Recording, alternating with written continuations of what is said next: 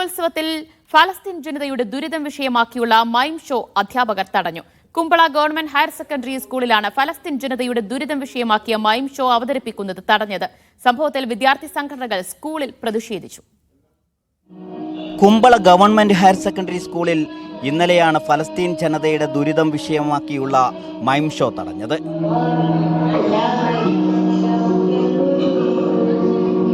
വിദ്യാർത്ഥികൾ അവതരിപ്പിച്ച മൈം ഷോ പൂർത്തിയാവുന്നതിന് മുൻപേ അധ്യാപകർ കർട്ടൻ താഴ്ത്തുകയായിരുന്നു.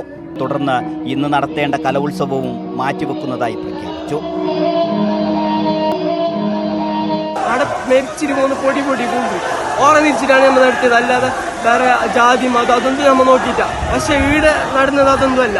നമ്മൾ കളിച്ചിട്ട് പാതിയാകുമ്പോൾ എന്നോട് താക്കി അതിന് നമുക്ക് എന്നൊക്കെ കളിക്കാനുള്ള അവകാശം കിട്ടും. ഗസയിലെ ജനതയുടെ ദുരിതം വിഷയമാക്കിയുള്ള മൈം ഷോ തടഞ്ഞതിനെതിരെ പ്രതിഷേധം ശക്തമാണ്. MSFും SFIയും സ്കൂളിലേക്ക് മാർച്ച് നടത്തി. SKSSF, ഫ്രട്ടേണിറ്റി മൂവ്മെന്റ് എന്നീ സംഘടനകളും പ്രതിഷേധവുമായി രംഗത്തുണ്ട്.